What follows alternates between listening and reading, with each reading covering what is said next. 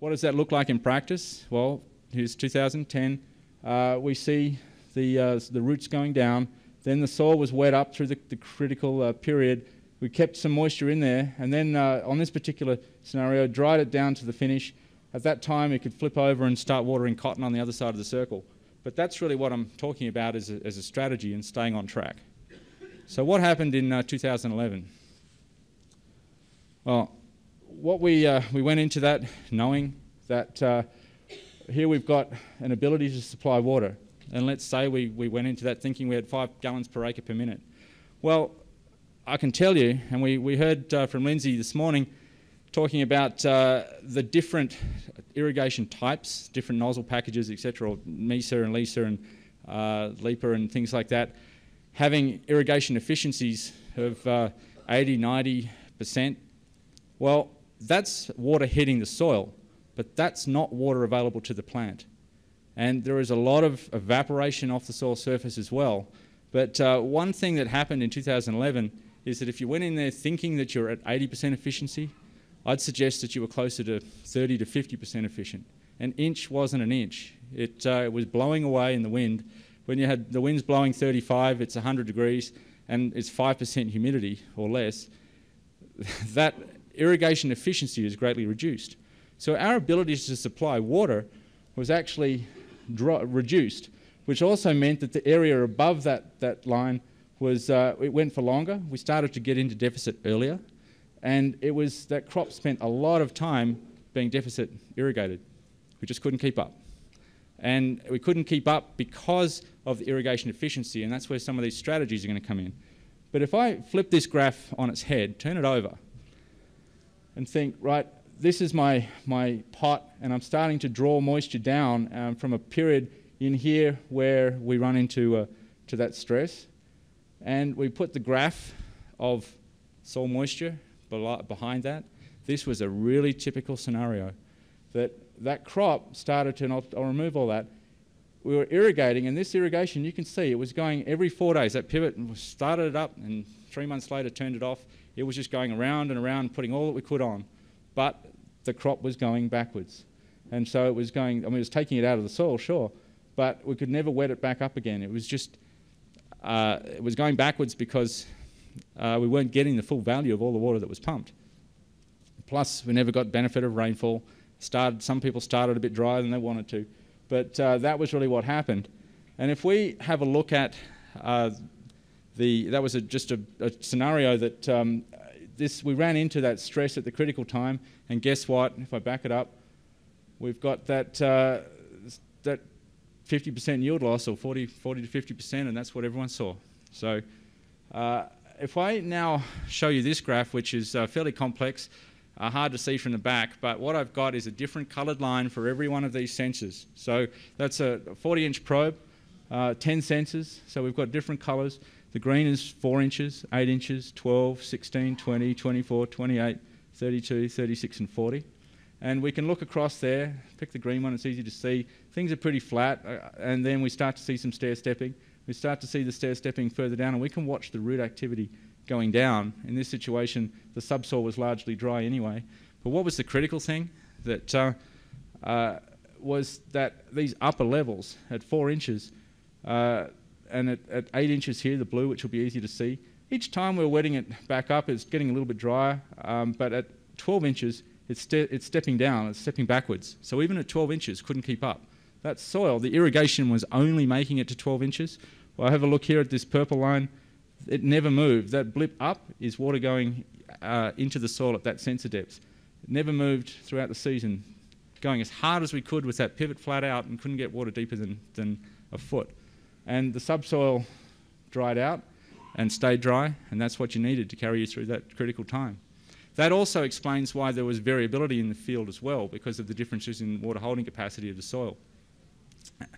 So when you come back to the strategy was to do that, and that didn't happen, except in certain circumstances where people saw that they were heading for a disaster and changed it, made some changes. They silaged half of the field, doubled their supply, effective supply, or they slowed the pivot down. Well, let's have a look at some of these things, because that's when you can see that you're moving off target, you're getting out of the off strategy, then you can make those changes and get back on track if you can, and recover from a bad position.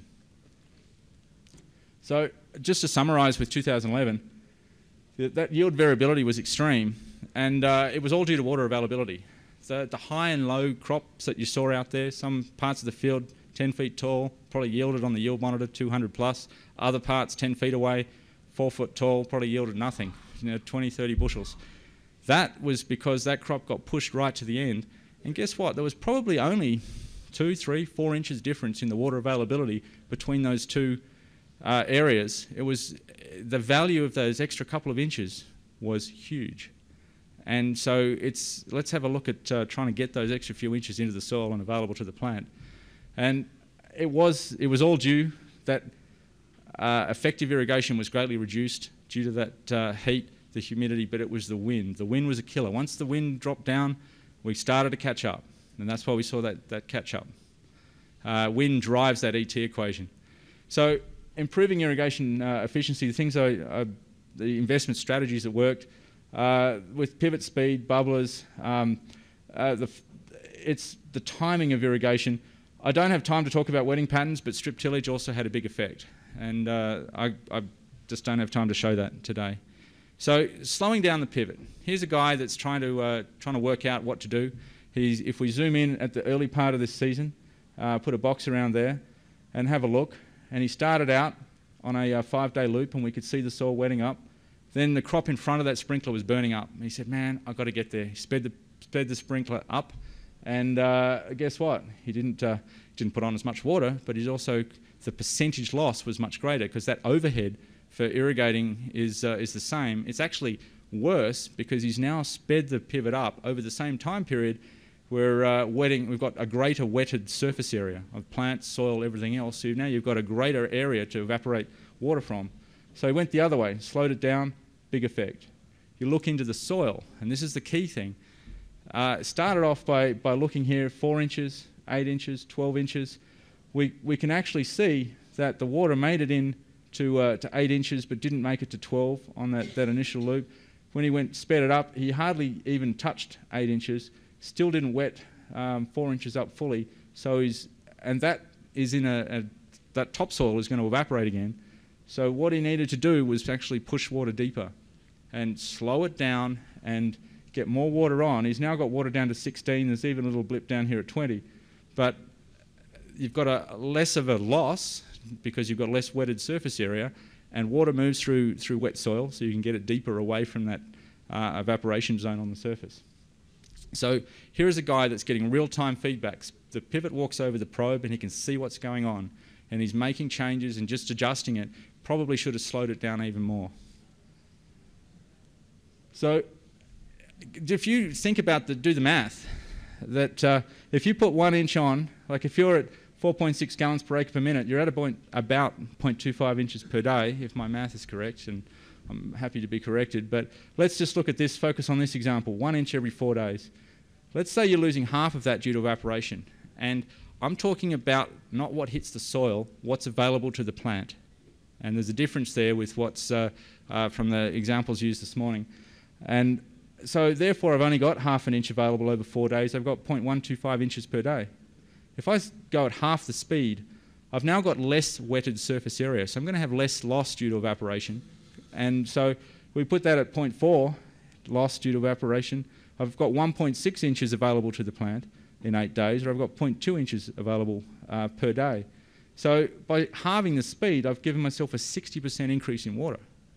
But it's that difference, that small difference, that had paid big dividends in terms of yield. And you saw that out there in the field with that high and low crops. The whole field was getting the same amount of water. It just came right down to how much water that soil could hold. And there was only a few inches in it. So how slow can you go? Well, here is corn from Sunray that was getting irrigated every 16 days. It yielded 200 bushels. Now, the soil has to be able to take it. And clearly this soil cracked out a bit. It got a lot of water in. So you've got to, how slow do you go? How slow can you go? Only as slow as the soil can take it. But in this scenario, what we saw was that the roots were going down and down, and then I guess they maxed out, or they went actually deeper than where the probe was. We had a 40-inch probe, not a 60-inch probe. And each time they walked over it, it took 8 days for the pivot to walk to one end and 8 days to walk back. And it was putting 2.3 inches on per pass. And so where the probe was up one end, it was getting watered every 16 days and pretty much getting 4.6 inches per pass. It's a bit like furrow irrigation, but he had the yield, and this crop looked great.